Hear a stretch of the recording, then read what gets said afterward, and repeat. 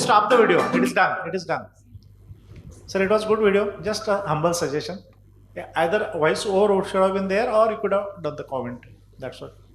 I didn't get the question. There was no commentary such as this video. We sent with the commentary. I don't know.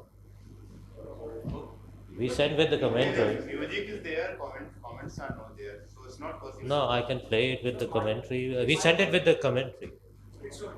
It's okay. Just We for send others, either you should have I spoke, know, you should have spoke, or voice over. Either of the two. That's what just the humble suggestion. I sent it with the commentary, but I don't know. There may be some places. Okay, sir. Okay, sir. Okay, sir. Wonderful video, sir. Fantastic. Dr. Vanati, please. I have the original which I sent. If you want.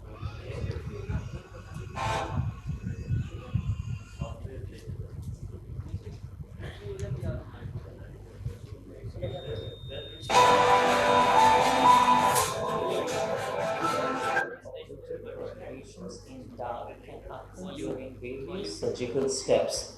This video features a collection of dark scenarios. Type 2 big bubble achieved in a case of keratoconus with intraoperative OCT imaging the cleavage plane, the Descemet's membrane rising back to the posterior stroma following the brave slash.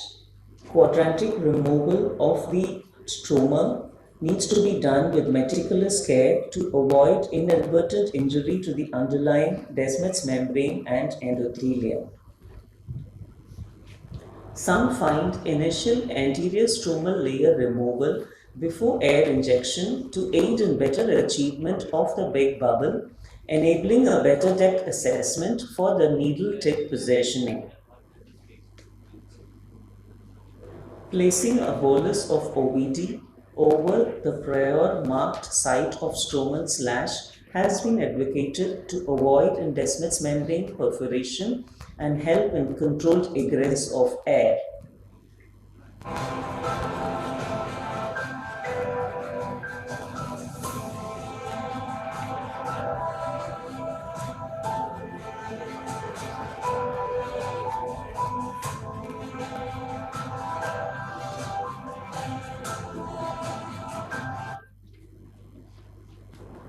Another case of advanced keratoconus with air traversing around the cone, precluding a big bubble formation and necessitating a manual pre-descemetic Dahlk technique. The stromal haze, due to the corneal emphysema, interferes with accurate depth assessment, which the surgeon needs to be aware of.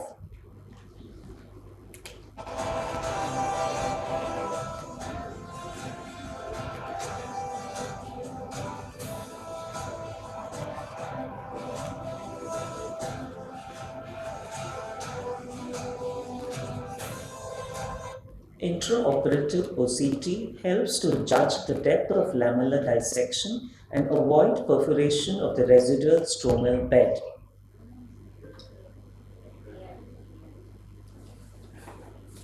Spongy appearance of corneal emphysema obtained during attempt to achieve big bubble stromal dissection, as in this case, points to a superficial needle positioning. Manual pre-descemetic Dahlk technique works best in this scenario, avoiding further repeated air injection attempts.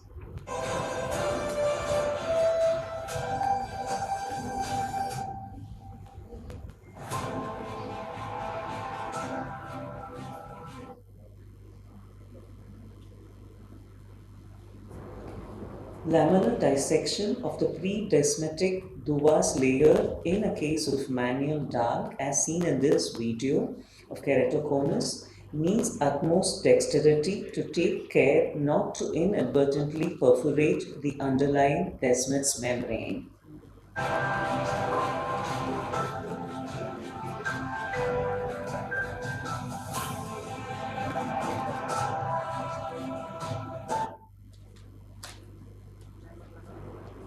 A case of macular corneal dystrophy with air-aided stromal lamellar dissection being performed under supervision by our fellow.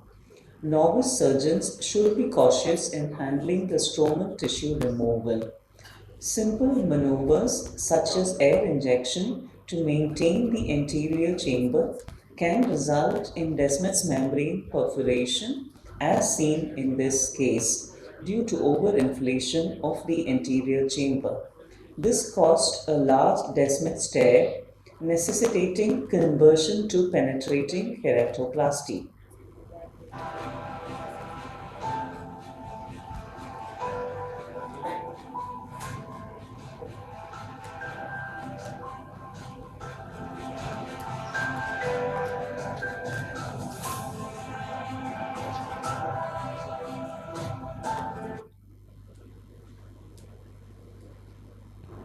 Another common step in which perforation is encountered is during the trimming of the posterior stromal ledge at the trephination margin, which leads to a peripheral Descemet's membrane tear. Tears less than 2 clocas can be managed by proceeding with the surgery. Postoperative double chamber formation is common in such scenarios.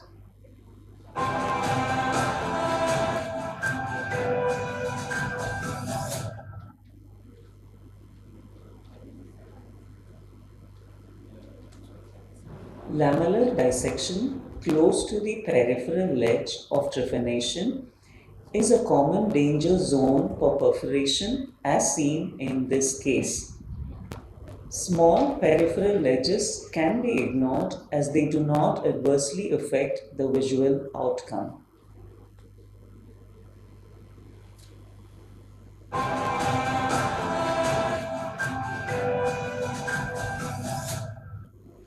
Another case of advanced keratoconus with big bubble lamellar dissection achieved on the third attempt.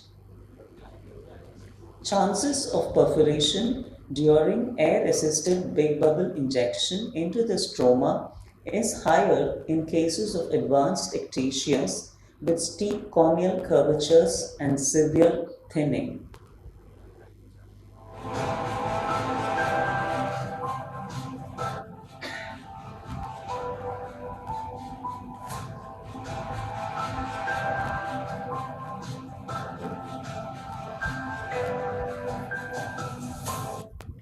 Another type 2 bubble in descemetic dark surgery for keratoconus.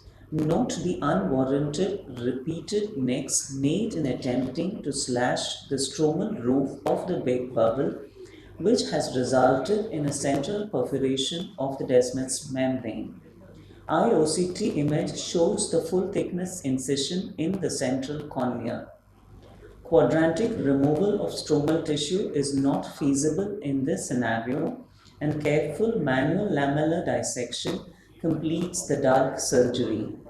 360 degrees peripheral dissection of the stromal tissue is completed, leaving the central stromal dissection at and around the site of the brave slash to the last, taking care not to let the anterior chamber collapse.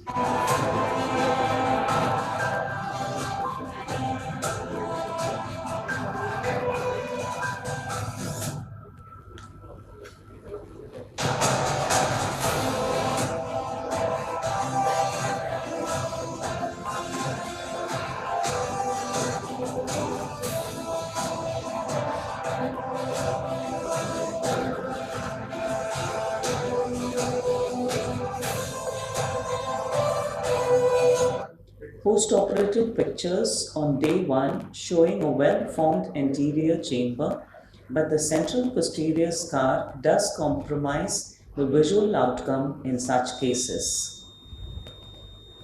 Another case with a needle tip perforating at the initiation of the big bubble. Bubble attempted at another site achieved a limited bubble restricted by the site of the earlier microperforation.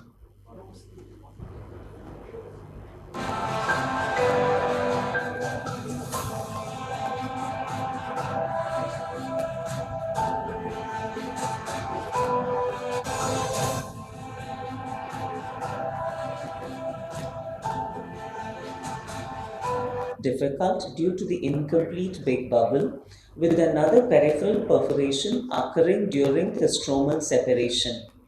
However, as the second perforation is peripheral and small, Dark surgery is completed with adjoining small stromal tissue used to plug the perforation site before the placement of donor graft.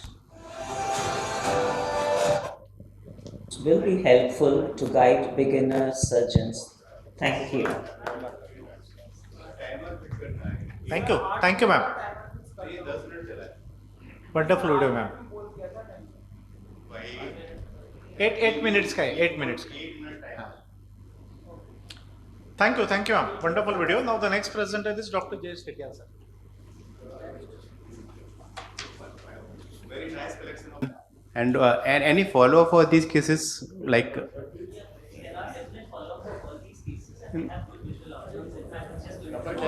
Okay. Was done. Oh, yeah. Okay, what is wonderful is sometimes I believe you are still following some of cases, you young patients. Yeah, thank you. Yeah. Good afternoon, friends. This is on a refractive surgery platform.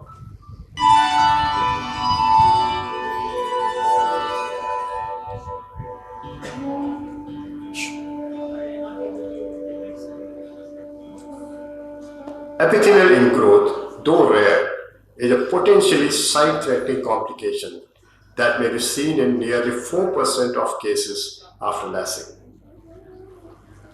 Successful management requires a relifting of the flap and complete removal of all interface epithelial cell base. In addition, application of mitomycin C, ethyl alcohol, sutures, or glue have been described to prevent its recurrence. Preoperatively, anti-segment OCT can be used to delineate the location and extent of epithelial ingrowth and help in surgical planning. Intraoperative OCT has emerged as a useful tool to aid intraoperative decision making, and we describe its utility in the surgical management of epithelial ingrowths. We here present a spectrum of cases with management ranging from observation alone in peripheral epithelial cellness to intraoperative OCT guided removal of epithelial ingrowths and to flap amputations. Case 1 was a 25-year-old female who presented with epithelial ingrowth encroaching the visual axis. Epithelial ingrowth was visualized as a hyperreflective area in the interface on IOCT, and the location extent were noted at the beginning of the procedure. A simple dimple down maneuver was performed to identify and highlight the circumference of LASIK flap. A LASIK flap lifter was used to cleave the flap as inferiorly and lift a limited area of LASIK flap overlying the involved area with epithelial ingrowth. IOCT was used to confirm entry into the correct corneal plane while lifting the flap. The flap overlying the uninvolved corneal stroma was not lifted to minimize unnecessary interface disturbances. The epithelial ingrowth was scraped off from the stromal bed as well as from the overlying flap using the blunt iris spatula. And the completion of removal of epithelial cell base was confirmed on IOCT as smooth stromal surface was visualized. 20% ethyl alcohol and mitomycin C 0.02% was applied to the stromal bed and underside of the flap to prevent recurrence. The interface was irrigated with balanced salt solution and the flap was gently repositioned. Optimal apposition of flap and the regularity of the interface was confirmed on IOCT at the end of surgery. Post-operatively, the visual axis was clear with uncorrected visual acuity of 20/25. In case number 2, a 27-year-old female who presented 2 years after a smile procedure with progressive paracentral epithelial ingrowth, a dimple down maneuver was performed with a reverse cytomerasil response to highlight the capside cut, which was subsequently reopened with a thin blunt instrument. The smile interface was locally dissected superiorly, and the epithelial cell nest were completely removed under IOCT guidance. Only the area surrounding the involved interface was manipulated, and the entire interface was not dissected. IOCT helped to confirm the extent of interface dissection as well as the completion of removal of epithelial cell nest. The interface was subsequently irrigated with balanced salt solution. Post-operatively, the patient was 20/20 with minimal interface scarring and no recurrence till 2 years of follow-up. Case number 3 was 26-year-old male patient who presented with diminution of vision in his right eye for last 1 year, associated with trauma with a fist.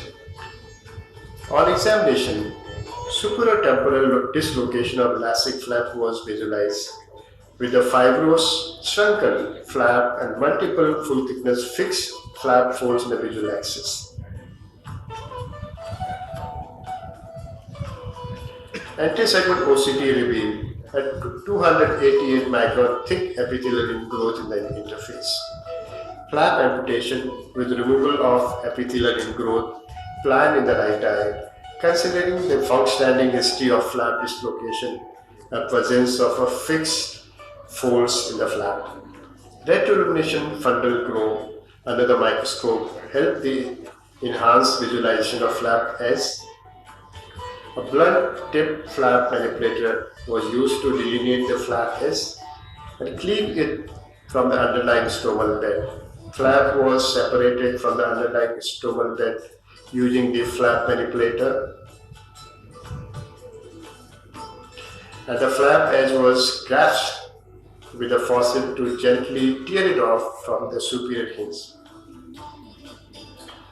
The epithelial ingrowth was scraped off from the stromal bed with a blunt spatula, and IOCT was used to confirm the completion of removal of epithelial cell nest.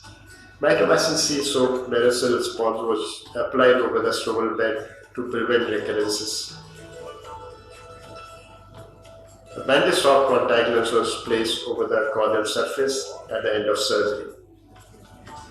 The patient regained post-operative uncorrected visual acuity of 20/32 with a smooth, regular stromal surface with no recurrence till 1 year post-intervention. IOCT guided management of post-LASIK and post-smile epithelial ingrowths enables a real-time dynamic monitoring of intraoperative surgical steps, helps identify an interface, aids in decision making regarding the completeness of ingrowth removal, which may decrease chances of residual cellness, and also helps in a final assessment of optimal flap apposition at the end of surgery. This is the first report highlighting the utility of IOCT in achieving optimal visual and anatomical outcome in cases of epithelial ingrowth in post-LASIK and post-smile cases. Intraop OCT definitely adds into the routine microscope evaluation during surgery and helps prevent recurrences in these challenging cases. Thank you. Thank you, sir. Sir, you have vast experience in this field.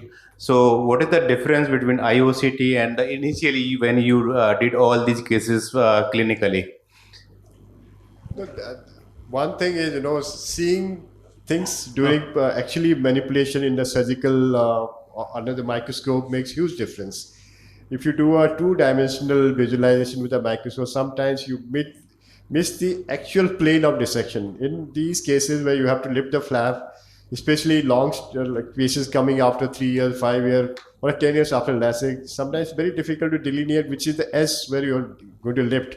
In that process, you damage the underlying stroma sometimes. The OCT gives the right plane of dissection as well as the growths which are attached to a surface of a stroma and the flap can be easily visualized here also.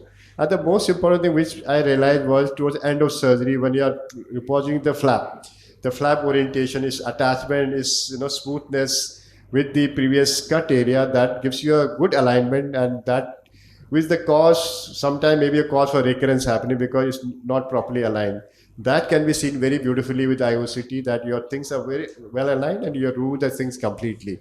Yeah, I think that's the advantage here. One more small thing. The case in which you did flap amputation and were left without flap. So it was epithelialization which took over. Yes, it epithelialized subsequently, and to our surprise, the corneal thickness was around 400 after that, and patient had 6.9 vision in immediate post-op. Now, after 1 year, patient is 6.6 vision in that.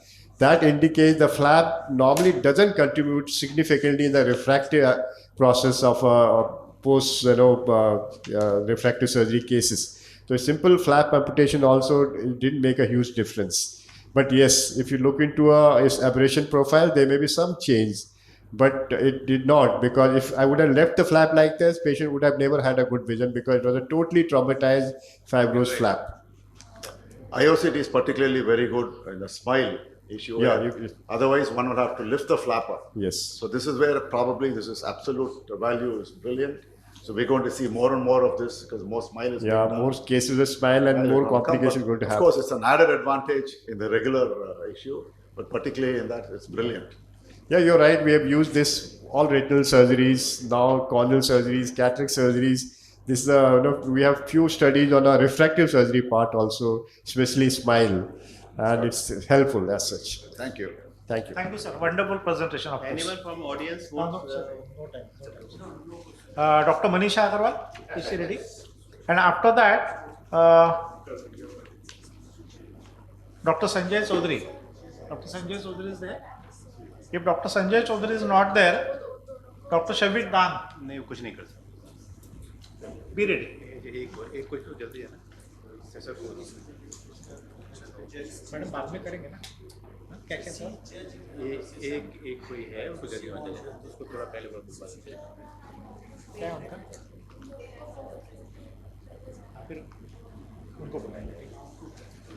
Next. नहीं name your name ma'am. Manisha. नहीं sir. Manisha.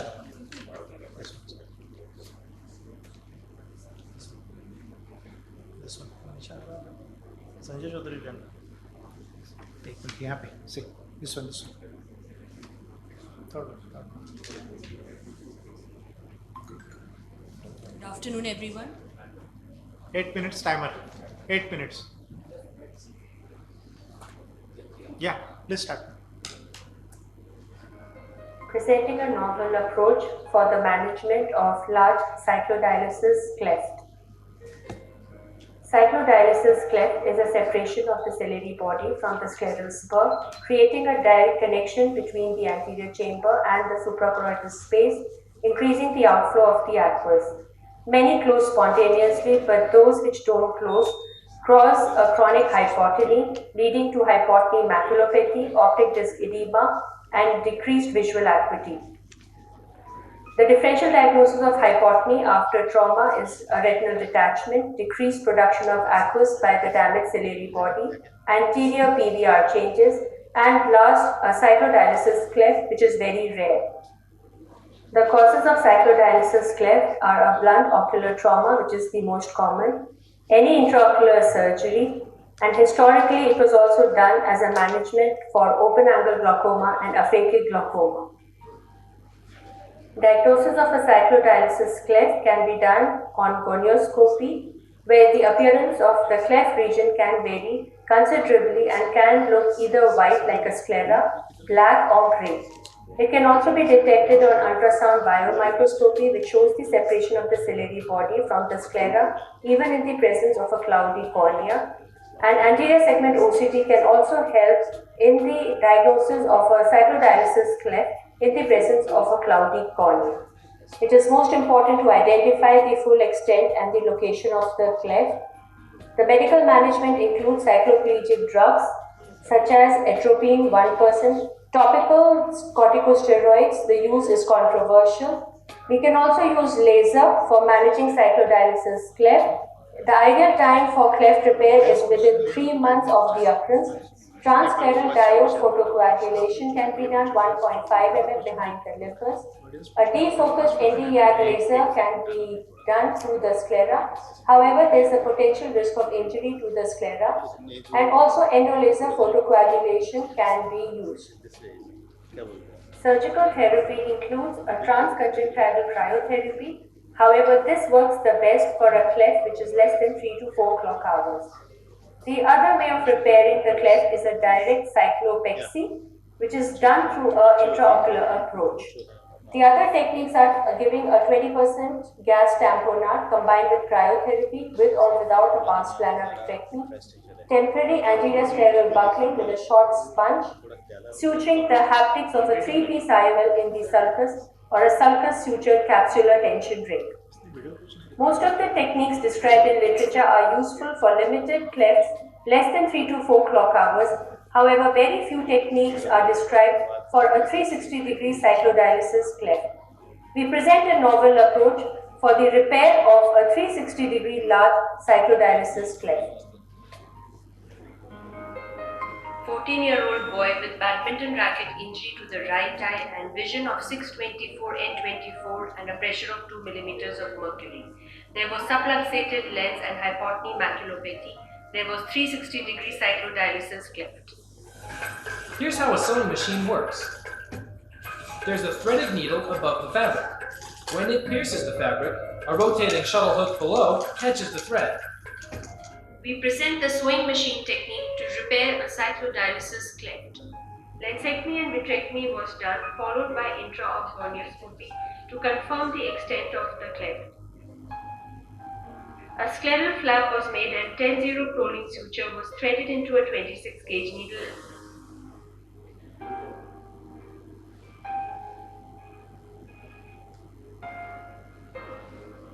And the needle was cut off.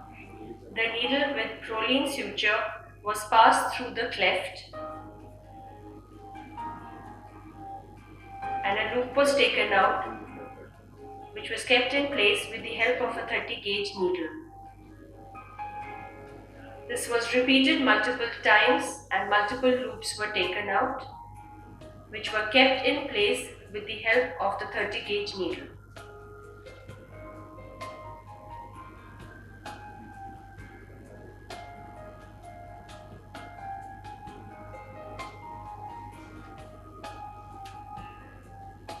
The 30-gauge needle was extended to keep all the loops in place and the suture was finally pulled out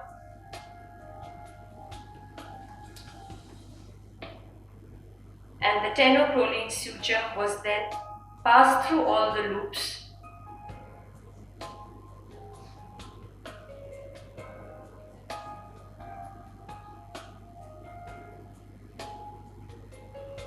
the 30-gauge needle was removed and the suture was tightened. This was repeated on the other side as well.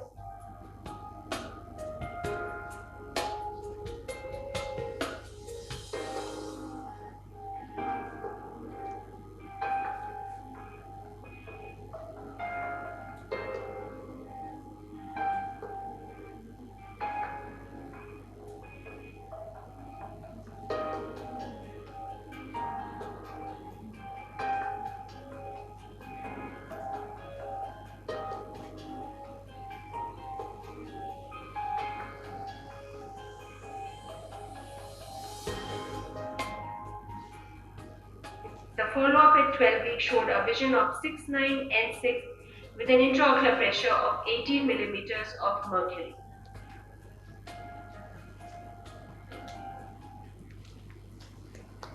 Presenting a novel approach for the management. Thank you, thank you. Nice video. Is there any reason not to put an implant?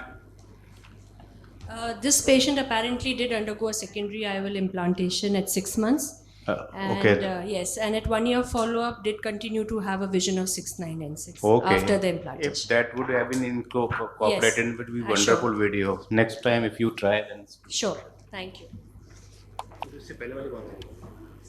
वो तो मनीषा अग्रवाल है।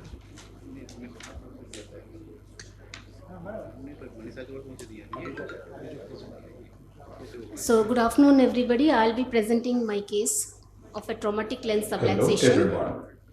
This video is about managing a case of traumatic lens subluxation.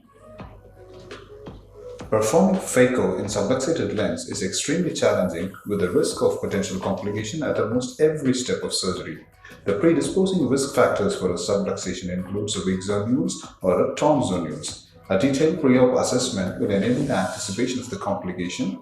For clinical evaluation, the subluxation should be described in terms of location, the clock hours, presence or absence of phacodonosis, and vitreous disturbance. Patient should be well educated about the complicated nature of the surgery with informed consent for CTR placement and non-routine IOL placement. The choice of capsular support device is best decided on the table during the surgery. Here we have a 48-year-old female with a history of trauma to the right eye 1 year back with a visual acuity of counting fingers at 1 meter. On examination, there is lens subluxation approximately from 1 o'clock to 7 o'clock position with no evidence of phacodonosis or vitreous disturbance. The patient is counseled regarding complications anticipated and taken up for the surgery, IOL implantation with Ciani ring for capsular support. A side port is made and anterior capsule is stained. A clear corneal incision is made away from the area of zonular weakness. Moving on to the capsular rhexis. The points to ponder the tips and tricks of capsular rhexis are: the initial flap should be initiated in an area away from the weak zonules. In severe cases, bimanual technique with second forceps can be used for sufficient countertraction. Usually, smaller opening reduces the risk of peripheral extension, although a larger opening can be preferred to counteract the tendency of capsular contraction.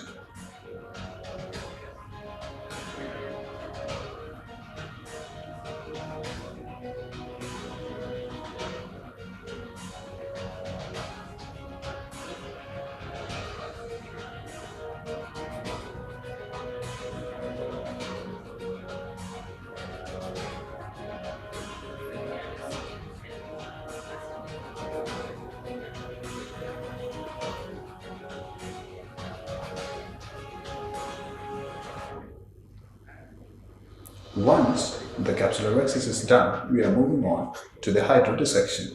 A gentle but thorough cortical cleaving dissection should be performed so as to free the nucleus maximally and lessen the stress on zonules. The capsular support devices are used during surgery for temporary and long-term stabilization of the capsular bag. Temporary support devices includes iris hooks and capsular hooks. For long-term stabilization, we use either capsular tension rings made of polymethyl methacrylate for cases of mild to moderate zonular weakness. It can be inserted at any stage following capsular rhexis. Ciani rings are modified CTRs with additional fixation hook with an eyelet to allow a suture to be passed to attach the capsular bag to the sclera. During surgery, the eyelet is to be placed near the area of maximum zonular weakness. We went with a Ciani ring with double eyelet. These capsular support devices aids in redistribution of the mechanical forces during sculpting or during the process of intraocular lens insertion from the areas of zonular weakness to the areas of stronger zonular support. The outward centrifugal force exerted by these tension rings makes the flaccid bag taut, thereby preventing the capsular fornices from collapsing towards the aspirating instrument tip. It also provides a post-operative resistance to capsular shrinkage and contraction.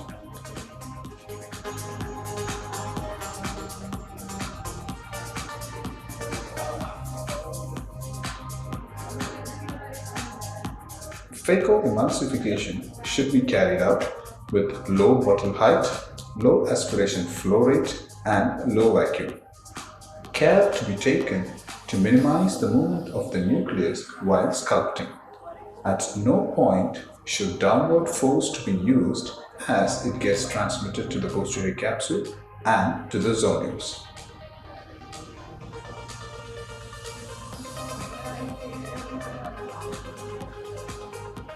If nucleus is soft, phacoaspiration or chip and flip technique should be used.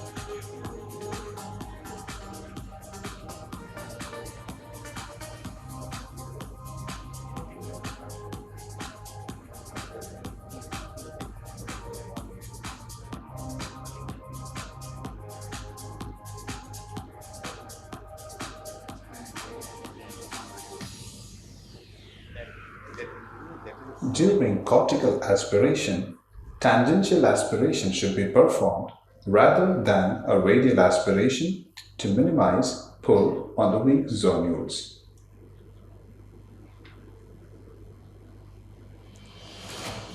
Once the bag is stabilized, the regular posterior chamber IOL can be inserted into the bag.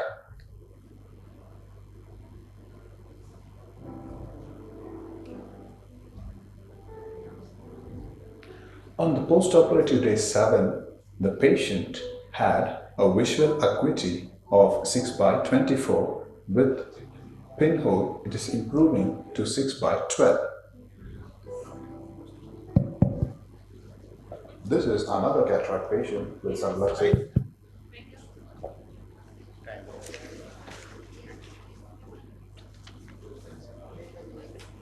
You had used a Seone ring, Yeah. but you did not fixate it. No, it did not need to be fixated In that because case, that is. yeah, that's right. Yes, Perfectly sir. fine, no issues with that. Then Yeah. you could have probably used a regular CTR. Why Seone CTR? No, sir. The thing is, if you see, there was a subluxation not only at 3 to 5 o'clock. When I was doing it, there was again another subluxation. So we thought instead of just giving a ring, why not this too? If needed, if it extends, If it so we needs. can fix it. That is the main. Good idea, right? But it's not fixed, sir is saying later. They felt it was not needed to be fixed. Not needed to be fixed. Okay, after that time. after checking Yes, the yes. stability. So it was very stable. So very good That is- teaching video. Thank you. Thank you, sir. Eight.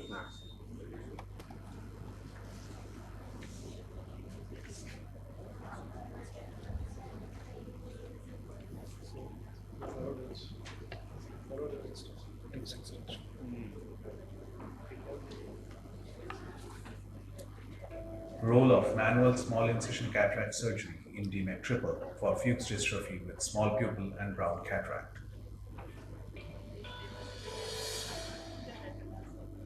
The authors do not have any financial interest in the presentation. As a beginner DMEC surgeon, the transition from DSEC can be challenging and exciting experience. We all enthusiastically try to broaden our indications and move to more challenging surgeries. However, we have to plan our surgeries safely. A safe, complication-free cataract surgery is most important for completing the DMEC triple. The surgeon should be utmost careful to avoid any capsulozonular complications. This 74-year-old lady came for an EK triple in her left eye. The right eye had undergone DSEC triple 3 years back. Now that I have started doing DMEC, I wanted to give it a go. The challenges in cataract surgery were a small rigid pupil with posterior synechia due to chronic uveitis, a hard brown cataract, unknown zonular stability status, and we could not use dispersive OVDs as it could interfere with DMEC graft adhesion. I was not sure how hazy the cornea would get during phaco, and I decided to go ahead with manual small incision cataract surgery to manage the cataract safely.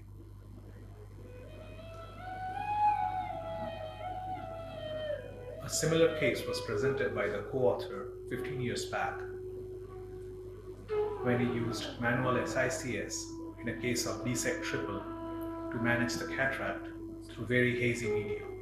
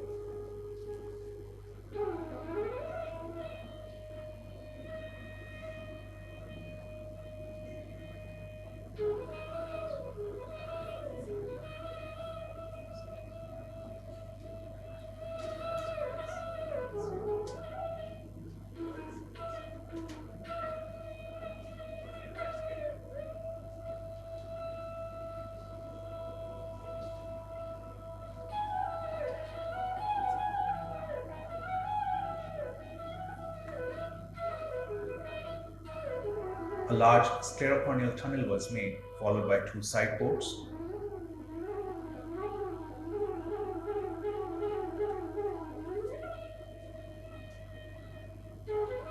Synechulisis was done with an iris repositor.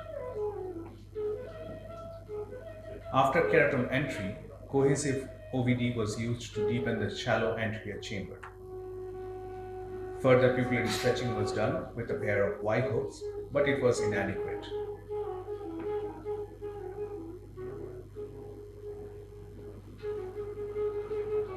Therefore, we decided to use pupil expansion device, and iris hooks were the choice here. With Malyugin ring, it would not be possible to prolapse out the large bulky nucleus. There was a small moment of panic when I accidentally punctured the anterior lens capsule, but fortunately it did not extend any further. The capsule was painted with trypan blue stain under the OVD, and Rexis was initiated from the hook puncture site. Combination of utrata forceps and bent 26 gauge needle cystitome was used to complete the Rexis.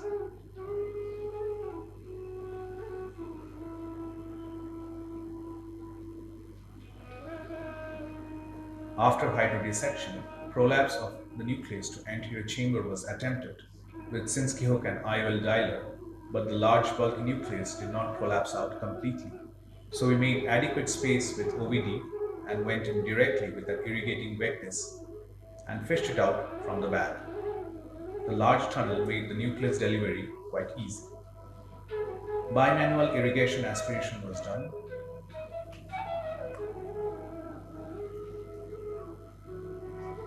And a 3-piece foldable IOL was placed in the bag. Now we move on to the DMEC part. We put an 8mm template mark on the cornea and did the Descemet stripping, aided by the fundal glue.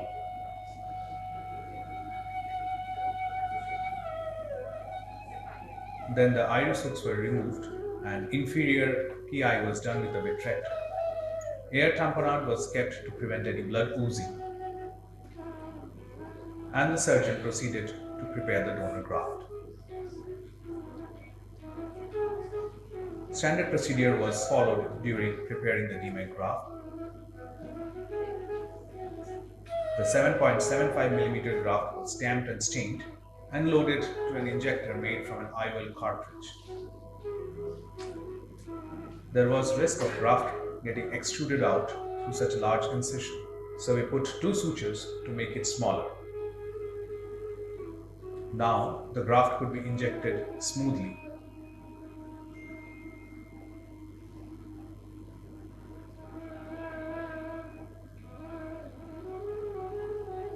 Initially it was reversed, but with jets of fluid the graft orientation was corrected.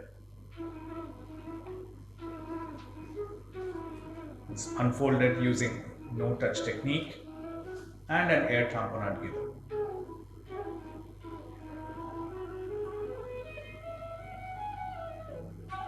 All the side ports were sutured.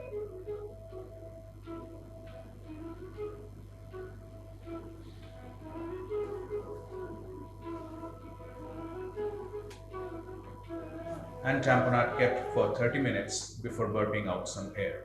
At completion, BCL was placed. Patient was asked to maintain supine position post-operatively. Medications were oral and topical steroids, moxifloxacin eye drops, cycloplegic eye drops, and lubricants. At day 3, the graft is well attached, the bubble was completely absorbed, and there was fibrin membrane over the IOL. At day 10, the fibrin had lysed, cornea was clear and compact, and patient was seeing 20/100 already. So the message to beginners here is, safety is the key word while trying to attempt DMAC in new indications and difficult cases. A complication-free cataract surgery is an important prerequisite for doing the DMAC smoothly. Manual small incision cataract surgery is a very safe and repeatable technique for managing hard cataracts with complex anterior chambers in DMAC triple. Thank you for watching. I think it was a wonderful video, Dr. Shaw.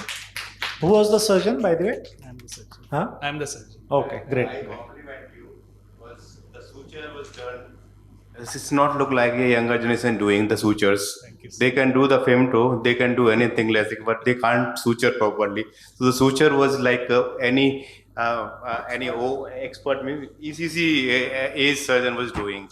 So very well done, Soham. Yeah, excellent surgery, wonderful. And one little question: why did you use the foldable IOL in that? No particular reason. I could have gone with. Maybe patients need. No, not Sometimes patients they feel put foldable. Yes, but I mean for EK when it wouldn't have made a difference. Fine. Optically, it wouldn't have made a very difference. fine. So the lighter note. Okay. Who is the Deepak? Who is to be taken? Next is Dr. Sanjay Chaudhary, sir. Yeah? He's here. It's not. Not here. Socket then? Socket. Sorry.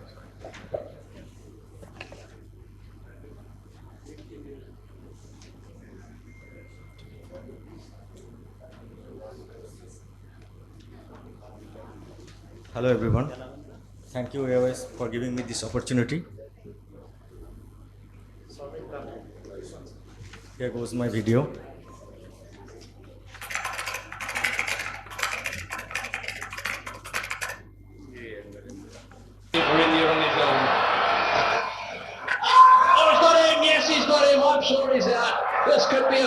Life is so much unpredictable. It's not under your control always. Sometimes you triumph and sometimes you don't. But don't forget, tough times never last, but tough people do. So take a deep breath and be patient when crisis knocks at your door.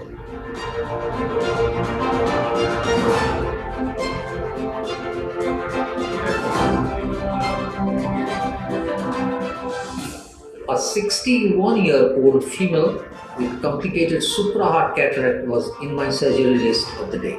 She had multiple KPs and a visual acuity of 6/60 in her left eye.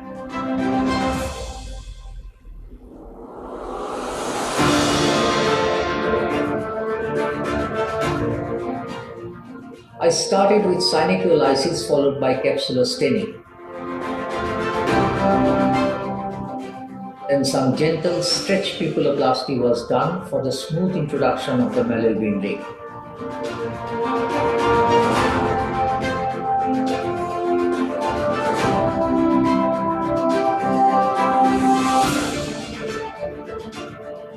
As soon as I started doing capsular axis, I felt the bag dangling. I realized that there was significant subluxation. This finding was previously hidden due to a 360-degree posterior synechia. A gentle hydrodissection and controlled bimanual nucleus rotation were done. The situation demanded a modification of surgical plan. 4 MST hooks were introduced to stabilize the capsule.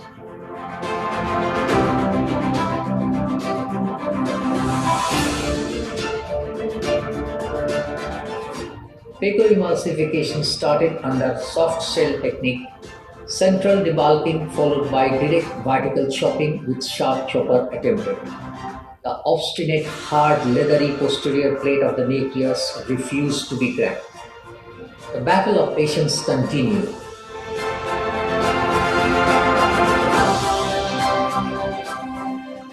Ultimately, I conquered the obstinate nuclear plate.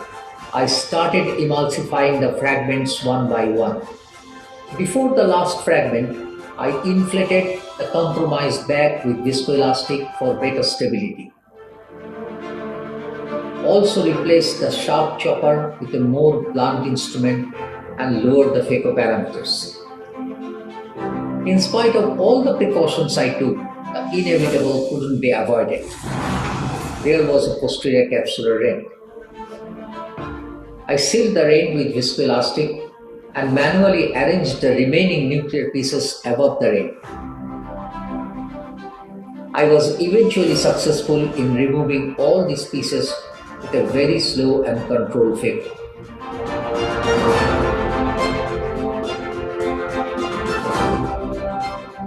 The situation has changed again, and I needed a revised plan. CTR, capsular hooks, single piece IOL were now out of contention, so I discarded them and went for triamcinolone assisted minimal anterior vitrectomy. After completing that, I was hit with the next surprise. There was an extension of the rhexis margin superiorly, probably due to the sharp chopper manipulation. I scratched my head again for yet another brilliant idea. Now my option was a multi-piece IOL in the sulcus. I delivered the IOL gently, but just like my luck for the day, the leading haptic unfolded in a reverse direction. With 2 instruments, I managed to flip the IOL in the anterior chamber, introduce viscoelastic and place the first haptic in the sulcus. While dialing the trailing haptic, realized that the first one had slipped through the torn rhexis margin.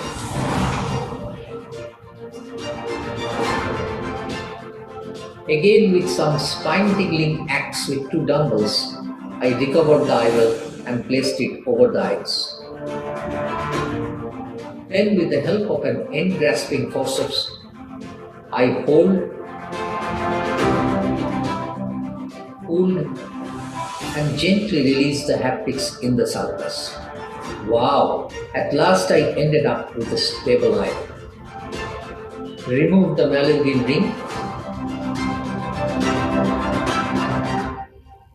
and closed the case in a routine manner. At 1 week post-op, patient had a best-corrected visual acuity of 6/9 with a well-centered stable eye.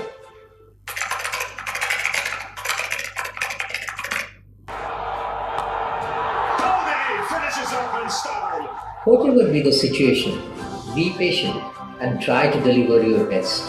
Most of the time, you will be graced by someone up there.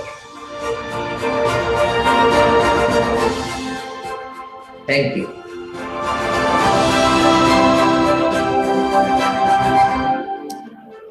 Thank you. Thank you. Nice teaching video of how to handle a small pupil and a hard cataract and how to handle complications that it came up. So that was nice. But the lens was, if the lens was a plano lens without any angulation, you could have kept it as it was, upside down. You need not turn it over. Did the lens have angulations? This is a multi-piece, Alcon multi-piece lens. Sir. Aren't they flat? Are they angulated? I don't think the loops are angulated in Alcon's 3-piece. Then you could have just implanted it upside down. Doesn't make a difference. You need not flip it over. Rotate it opposite direction. That's about all. Anyway, it's a good video. Thank you. Anything for supra hard cataract with the pupil is not done. Any simple method would you like to have in next case, or will go same way? I can go for SICS manual SICS with local anesthesia with iris hook, but the case doesn't seem so hard. That's fine. That's fine. But that day, after this case, so much surprises. This is always better to go for super hard cases. SIC is also like. Yes, sir, you're right. But hard cataract phaco can be done. It can be done. It's a matter of the safety. You narrowly escaped in this case. I am lucky. Yeah. Okay. Fine. Thanks. Thank you. Next is Dr. Ashok Sharma.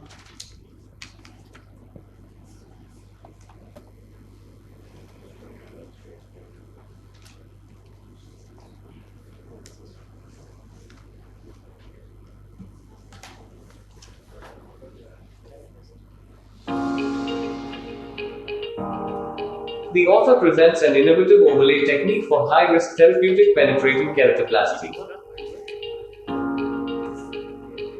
In this technique, rather than excising 360 degrees host cornea, author incised the inferior quadrant and sutured the donor button.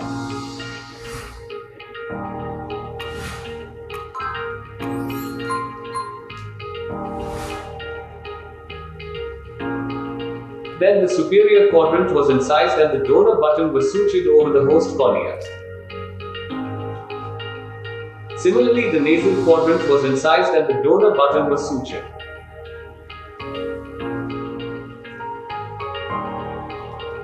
Finally, the temporal quadrant was incised, host cornea was removed, donor button was sutured. A 54-year-old male with advanced bacterial corneal ulcer in the left eye needed a therapeutic graft. The diameter of the corneal infiltrate was measured in the vertical and the horizontal meridian.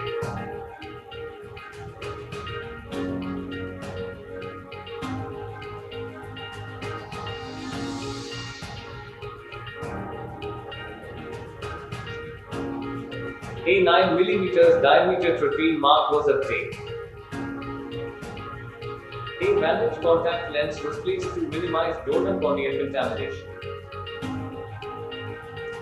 Recipient's cornea from 4.30 to 7.30 o'clock was incised.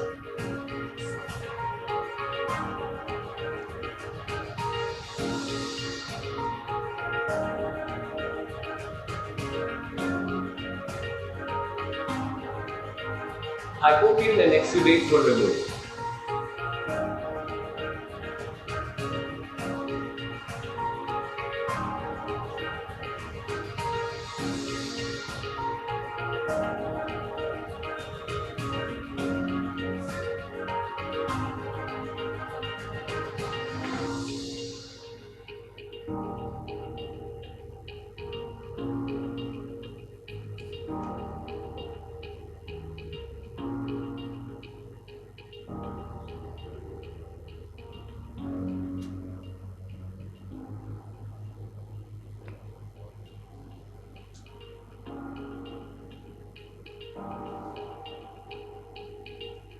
The donor corneal button was sutured to the host cornea using interrupted 10-0 nylon sutures.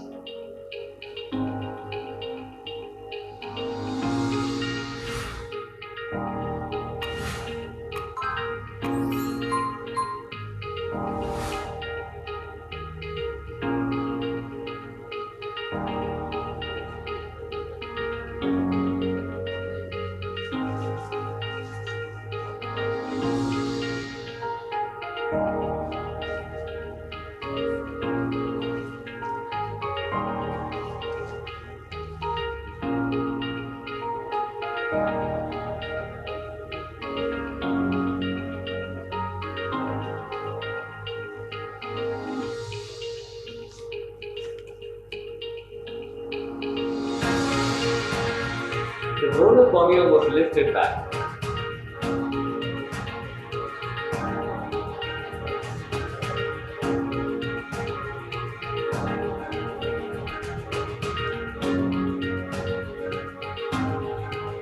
In the superior quadrant, host cornea was incised from 10.30 to 1.30 o'clock.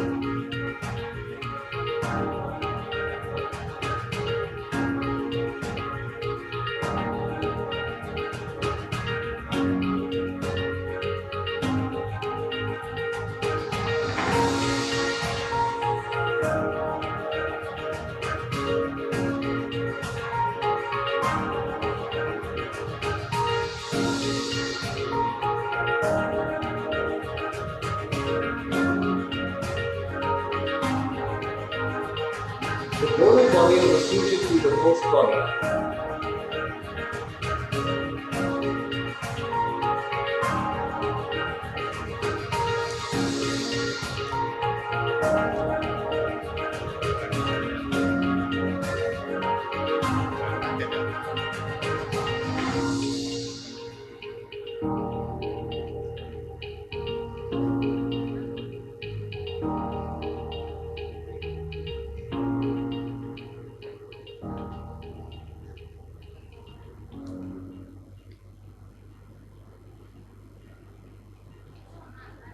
Similarly, nasal host cornea was incised.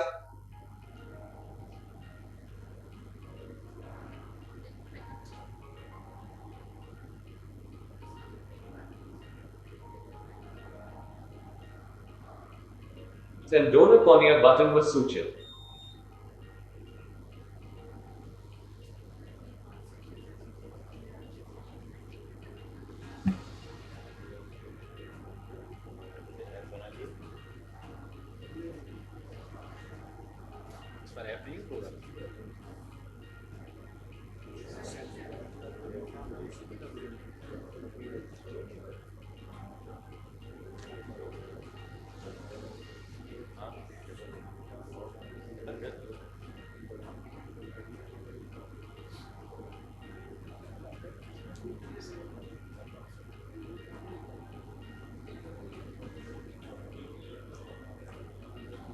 Soft contact lens was removed. Finally, the temporal quadrant was incised. The excised host cornea button was removed. The donor cornea was sutured to the host cornea.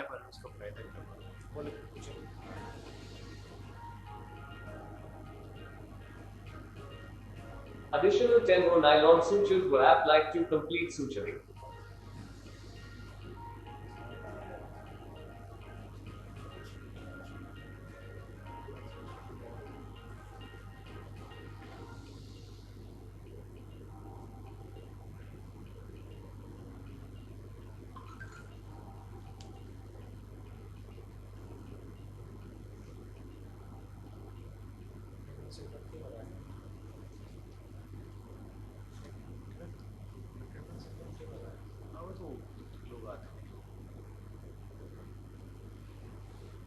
Well, this patient had polymicrobial keratitis and had very severe pain. He was sleepless for 2 months.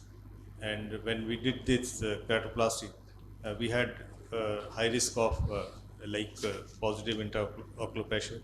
And we did this technique. And despite this technique, his graft is clear and he's having 6/8 in vision. He has developed now cataract. We'll have to do speculum microscopy to see whether we can do cataract surgery or not. Okay, sir. Okay. What about the endothelium? Now you're putting the graft over on top of the contact lens. Of course, you put viscoelastic. We do lose endothelial cells, but this is the therapeutic graft. So this is the technique you're advocating in high-risk cases where you expect expulsive hemorrhage. Definitely. So that's where it's going to. So the idea there is to save the eye. You may sacrifice the endothelium. It's a fantastic, innovative technique to see it work, but one has to see whether the endothelium sacrifice is worth the risk. In this case, the graft is clear, sir. Very nice. Having 6/8 in. No, sir. It was the tachyonic or the therapeutic? No, this is like therapeutic, but the graft we have used is optical quality. This was optical graft. No, this technically is therapeutic because therapeutic means you are taking out the infection. Yeah, because he was having active infective keratitis, so we wanted to eliminate the disease. So that is tachyonic basically. Yeah. Then one thing more, if in conventional technique, Flaring rings that we use, so you were just afraid of the openness. So the Flaringa's ring, they prevent the scleral collapse. Yes. They do not counter the extreme positive pressure, where you can have extreme pressure, you can lose the lens, you can lose the intraocular contacts. That is not prevented by the Flaringa's ring. It only prevents the scleral collapse. It gives you the round opening and will help positive pressure to some extent, but it will not prevent extreme pressure. Because sometimes what happens is that we are doing very high risk cases. We have those who have previous glaucoma, or even after, because these cases they cannot be done without peribulbar block. So sometimes the pressure rises after that also. So this technique I have found is very useful to prevent that devastating complication. How many cases done so far? I have done 6, and thank you. Okay, good. Thank you so much. The next presenter is Dr. Deepak Soni.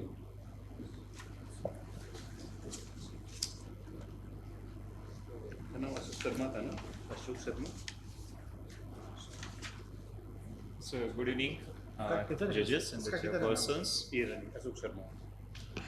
Blepharophimosis, ptosis, epicanthus inversus syndrome is a rare autosomal dominant genetic disease.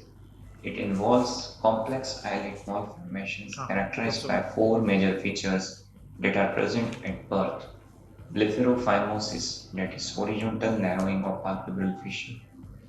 Blepharoptosis, that is drooping of upper eyelids. Epicanthus inversus, that is skin fold arising in the lower lid and extending upwards towards the upper eyelids. And telecanthus, that is increased medial canthal distance. Blepharophimosis syndrome affects the ocular adnexa and has a great impact on patients' functional status and may cause poor visual development associated with the high incidence of amblyopia. The surgical treatment for blepharophimosis syndrome is one of the most complex procedures in the field of ophthalmic plastic surgery due to the presence of multiple deformities. Whether 1 or 2-stage surgery should be used for patients with blepharophimosis syndrome in the correct order of surgical interventions, it remains a controversial. Most authors, however, recommend a multi-stage surgical correction for blepharophimosis syndrome. Surgeons in favor of the multi-stage correction of blepharophimosis syndrome have argued that the vertical and horizontal lines will pull against each other when ptosis correction surgery and medial canthoplasty are performed simultaneously. The initial surgery, that is epicanthic fold and telecanthus correction, has an effect on the degree of ptosis present. Ptosis needs to be assessed after the primary surgery has held. The effect of one-stage surgery would be expected to result in undercorrection of both operations and also may lead to impaired wound healing. Frontalis muscle transfer has proven to be an effective and stable technique for the correction of congenital blepharoptosis over the past 20 years, especially in patients with severe ptosis associated with a poor levator function. Frontalis muscle suspension requires a flap and is associated with certain complications, including an unnatural eyelid shape postoperatively and donor site issues. In addition, there remains a possibility of recurrent blepharoptosis due to stretching or partial absorption of the fascia used for the suspension. Here we described a single-stage surgical procedure for the treatment of blepharophimosis syndrome, where modification in the technique used and implementation of the frontalis muscle flap have led to successful functional and aesthetic outcomes. The operative evaluation and precise measurement of parameters is very important for formulating the plan of surgery. Preoperatively, we measured the medial intercanthal distance, interpupillary distance, vertical palpebral fissure height, horizontal palpebral fissure height. For the correction of blepharophimosis, first of all, we perform a lateral canthotomy of 5 mm and cantholysis to elongate the narrow horizontal palpebral fissure. Then conjunctiva was sutured to the eyelid raw edge with absorbable 6-0 polyglactin sutures to prevent the adhesions. To correct the epicanthus inversus and telecanthus, we perform a YV-plasty and plication of the medial palpebral ligament. An incision is made as a Y pattern and the Y pattern skin is approached to cover the defected area as V-shape. Soft tissue dissection performed and medial palpebral ligament identified. Then the medial palpebral ligament is dissected free from the underlying adhesions.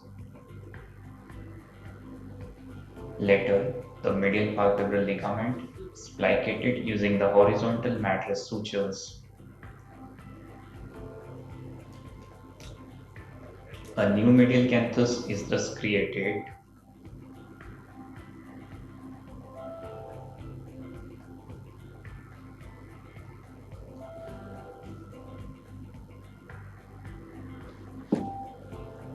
The new medial canthus is then anchored and fixated by taking the periosteal bites. The nasal periosteal bites is taken and the bolster is applied. Later, the skin sutures were given.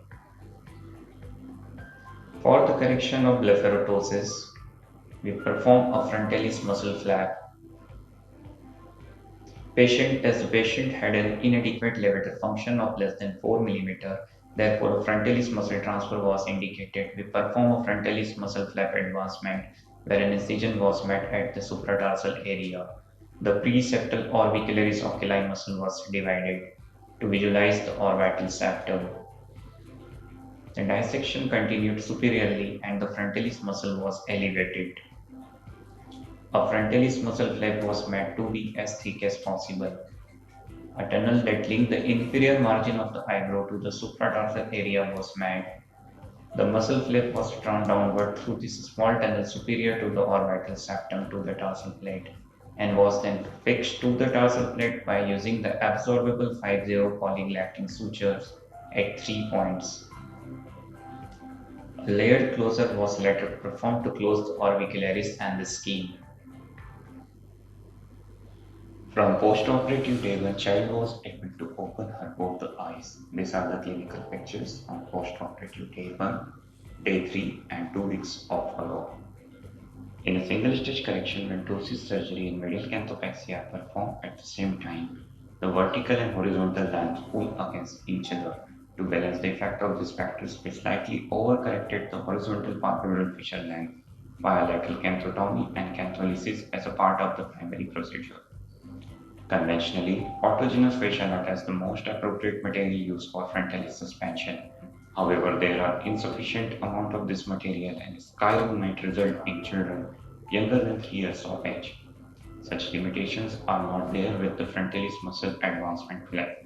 Moreover, frontalis muscle advancement flap obviates the need of second surgical site and leads to a more physiological correction with no lack of thalamus and a well-formed crease.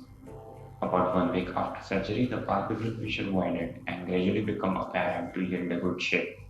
The cosmetic results were acceptable to most of the parents who had performed the single-stage surgery with incorporation of the frontalis muscle advancement flap.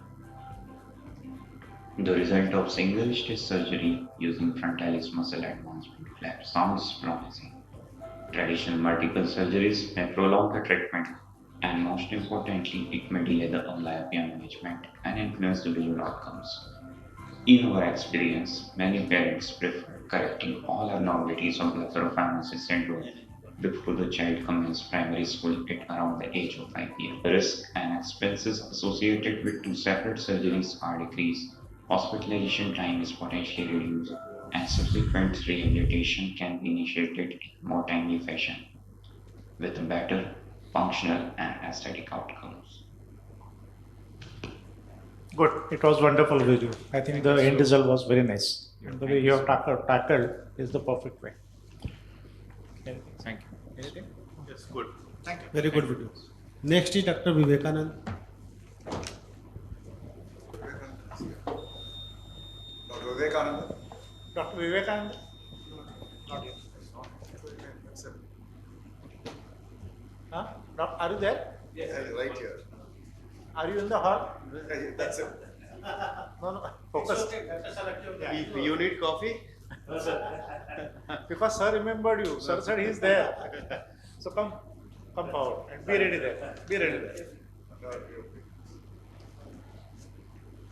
Basically, coffee should be served. This is the post-lunch lesson. Yeah. Yes, Rakesh. Should. We all know glaucoma and cataract both are the disease of old age. Many patients usually present to us with visually significant cataract and advanced glaucomatous optic neuropathy. The surgeon not only aim to provide adequate IOP control but also provide good visual recovery as per the patient expectation. In the presence of both advanced glaucoma and cataract, there is an option performing cataract surgery combined with penetrating or non-penetrating glaucoma surgery. Trabeculectomy, which has been the gold standard glaucoma surgery till now, but penetrating nature of the trabeculectomy make it prone to several complications, many of which are life-threatening. In the literature, various attempts have been made to preserve the scleral space under the superficial scleral flap, like collagen implant, reticulated hyaluronic acid implant, and viscoelastic implant. So I start in the onyx base flap about 6 to 7 mm. Bleeders are then cauterized with bipolar plate filled cautery. Marking is done with a caliper 5 into 4 or 4 partial thickness scleral incision with 50 number plate.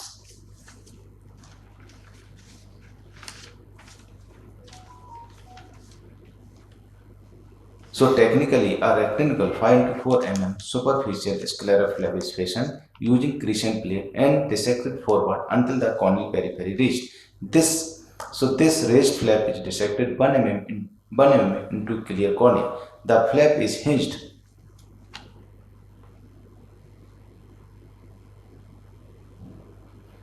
A smaller, deeper second scleral flap is outlined and dissects forward until the Schlemm's canal reached.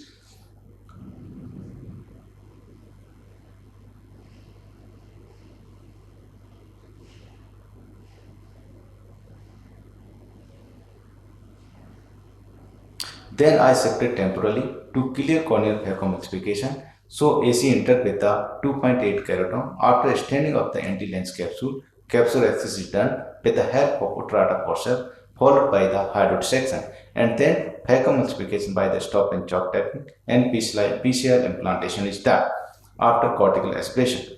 Then pilocarpine is used to construction of the pupil and hydrostomy is done. Then I shifted superior side, and after that deeper scleral flap is dissected forward until the Schlemm's canal is open. Identification and opening of Schlemm's canal is the secret of success of NPDS. So here we can see aqueous percolation. Beyond this stage, tablet meshwork will be identified and percolation of the aqueous humor will begin. At this stage of the procedure, aqueous humor was seen to percolate through the remaining thin trabeculodesmoid membrane. Peeling of the Schlemm's canal enhanced the further percolation. The deeper scleral flap then excised.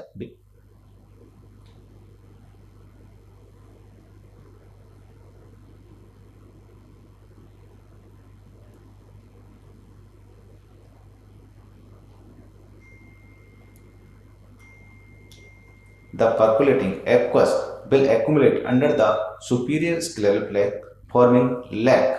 This is called decompression space. Afterward, aqueous will flow into the subconnectable space and forming the bleb through the cut end of the Schlemm's canal, occasionally through the supraciliary space.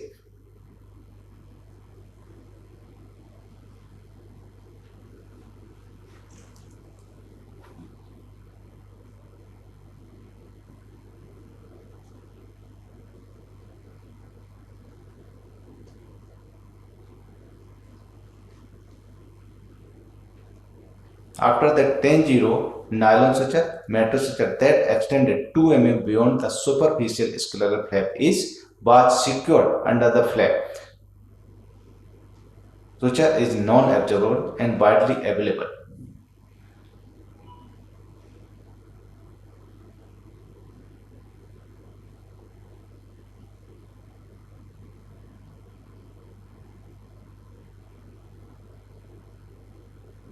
After that, superficial scleral flap was deposited over the metal suture and secured with the 10-0 nylon suture with without releasable suture, and knot should be buried. And conjunctiva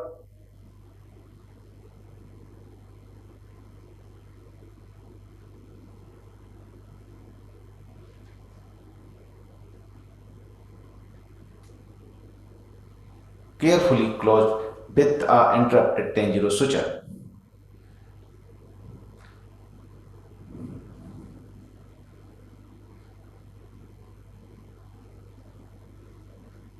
So we can say that this the simple economical step enhance the efficacy of the deep sclerotomy in lowering the elevated IP by adding the subflap matter 10-0 nylon suture after excision of the deep scleral flap. The surgical technique is excellent in achieving the additional and adequate IP control in this patient without use of long-term AGM, along with visual recovery as per the meet with their expectation.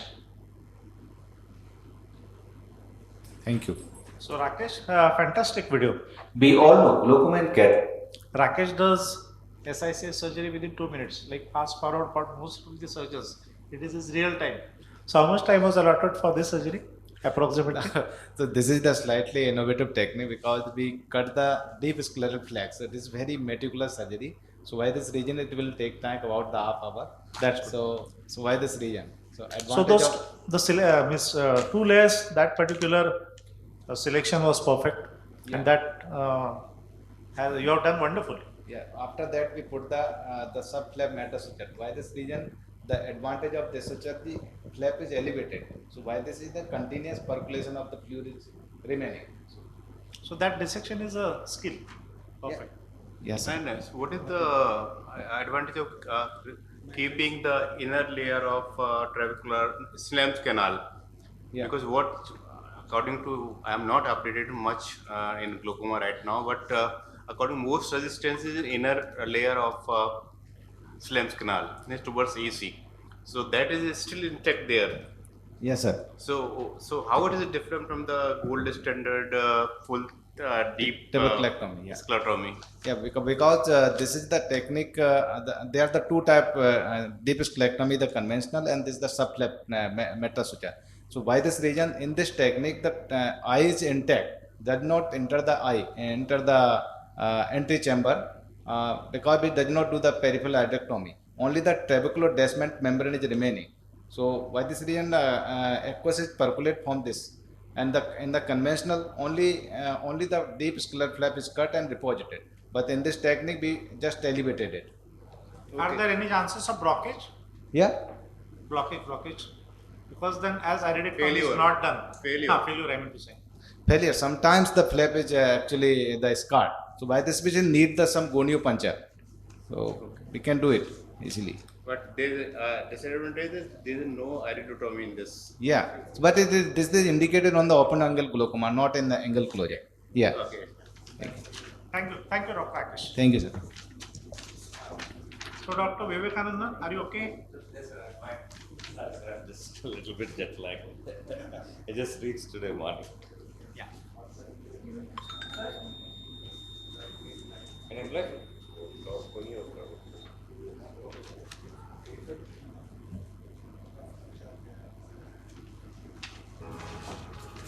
Okay. रानी ये भी खाना खा के आया होगा Psych, an essential aspect of the quality independent day-to-day life, is most commonly hindered by cataract worldwide. Although phacoemulsification is currently the gold standard procedure performed around the world for cataract extraction, manual small incision cataract surgery is still performed on a high-volume basis in developing nations due to its affordability, availability, and viewability. However, surgeons encounter many dense and advanced cataracts in these populations, leading to inevitable complications, aphakia being one of the most disturbing to the patient and surgeon alike. This is where our simplified technique of SFIO implantation comes in, inspired by Yamani and Calabrava's technique of flaring. This is a case of a traumatic cataract with the cataractus lens floating in the anterior vitreous phase. Conjunctival peritomy and sclerocardium is done, following which a sclerocorneal tunnel is constructed. The cataractus lens is wheeled out from the anterior vitreous phase and expressed out of the eye.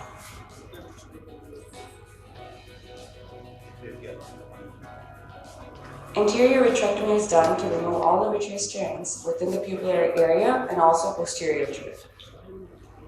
The anterior chamber is tightly formed. Using a toric marker, the cornea is bisected into two halves. Good microscope.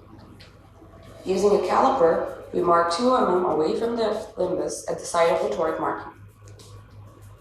The corresponding conjunctiva is removed and the sclerotomy is done using the 15 mm long straight needle attached to a 7-0 proline suture. On the other side, the same 2 mm mark is marked and a 26 gauge needle is used to make the sclerotomy. The long needle attached to the suture is gently railroaded into the 26 gauge needle. The 26 gauge needle is tilted to one side and is pulled out along the long needle attached to the suture. Now we have the suture bisecting the eye into 2 halves. Using an AC maintainer and equivalent hook, the suture is pulled out, so now we have a loop outside the sclerocorneal tunnel. The loop is cut in one place so as to have 2 suture ends. A 3-piece or single-piece rigid PMMA lens with dialing holes is taken. The suture end on the right is passed through the dialing hole corresponding to the haptic from above to below, and then using a portable cautery, the suture is flanged till it becomes larger than the dialing hole.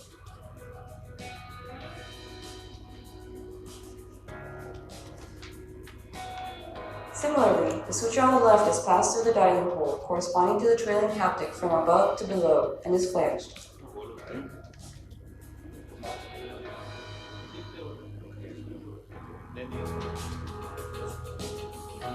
Once the flanging is done, the IOL is inserted into the eye using the Synco cannula as an AC maintainer. While doing so, the sutures are pulled through the sclerotomies so as to have a centration of the intraocular lens. Once the IOL is totally inside, the sutures are pulled on either side to achieve proper centration. The transconjunctival sclerotomy site is chosen first. The suture is held very close to the conjunctiva, compressing on the sclera, and it is trimmed about 3 mm. Using the portable cautery, a flange is created. Once a flange is created, the conjunctiva and tenons around the flange is held and lifted while simultaneously pulling the suture end on the opposite side. This way, the flange is buried below the conjunctiva and the tenons at the sclerotomy site.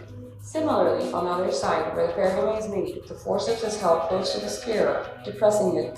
The suture is trimmed to 3 mm and flanging and the trailing suture is done. Once this step is done, the anterior chamber is formed by hydrating the paracentesis and the conjunctiva is upclosed. This procedure merely takes 15 minutes with exceptional post-op results. Apart from the rigid PMMA lens, the only extra instruments needed for this technique include 7-0 proline suture, a 26 gauge needle, and a portable cautery. This technique can be performed as a primary or secondary procedure. It has an easier learning curve, is less time consuming, and requires simple instruments. As we know in all flanging techniques available, the most difficult step is interiorization of the suture through the sclerotomy and the exteriorization of it as well, since it involves docking the suture into his needle, creating the sclerotomy, and interiorizing the suture into the eye. This needs to be done on both sides. This process is time-consuming, difficult to visualize in a small pupil or hazy cornea. To overcome these hurdles, we designed our own suture, which is 7-0 proline attached to a 15 mm long straight needle.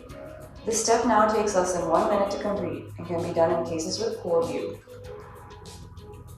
Moreover, it allows for the use of any rigid PMMA lens. This technique has been performed in over 100 cases so far, with 1-year follow-up both as a primary and secondary procedure. The visual outcomes have been very promising, with most cases requiring no or less than 1 diopter spherical correction. Immediate post-op findings have shown minimal rates of corneal edema and iritis. 3 cases had minimal vitreous hemorrhage, which resolved subsequently within a month. 1 patient underwent resurgery due to flange displacement. To achieve consistently good outcomes, the sclerocorneal tunnel should be watertight, the sclerotomy should be covered by conjunctiva at the end of surgery, and an IOL of 0.5 diopter, greater power than the actual, should be implanted. During flanging, we need to avoid contact between the suture and the cautery, and the flange should lie below the IOL. Though there are several promising techniques for aphakia management with very good surgical outcomes, these techniques either require specialized IOLs, expensive instruments, a surgical specialist, or an advanced theater setup. In the developing world where such procedures are a luxury and a rarity, our technique can be a simpler and faster alternative. Hopefully, with the help of this method, surgeons will be able to better manage the disturbing hurdle known as aphakia and significantly uplift the patient's quality of life.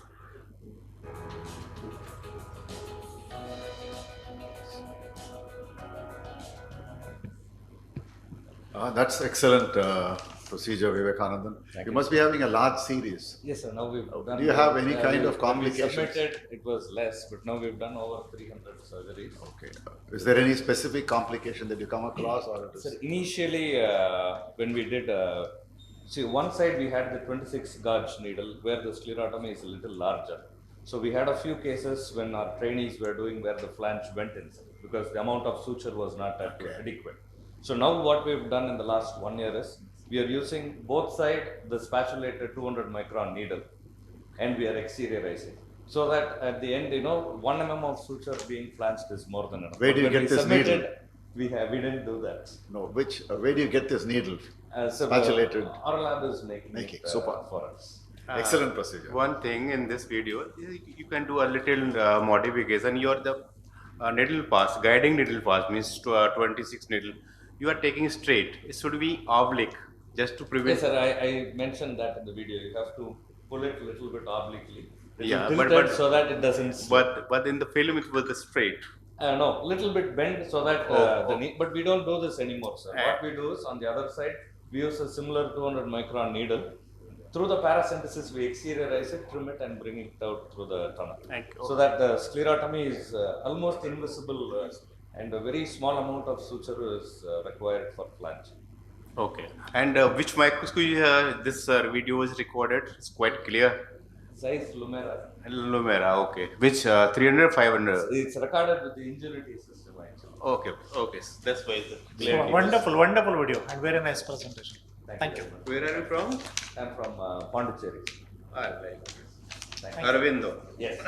Now the last presenter, Dr. Murlidhar. So Dr. Murlidhar is absent and Dr. Sanjay Chaudhary is absent. This is Vivekanandan? Yeah. And at the end, just wait, we are going to have the group photo of the presenters and the judges. Thank you. So I think it was a wonderful session. We started on time. Most of the videos were very nice and take-home messages were there. There were videos for the new beginners and learners. Definitely they will be benefited, and it was the joy to give the mass. About the result, please do not worry. It is not that important. It is to present and spread the knowledge. So I have enjoyed this session along with Dr. Varman sir, Dr. Sudhir Singh and Dr. Deepak Mishra. So thank you so much. Let's have the group photo.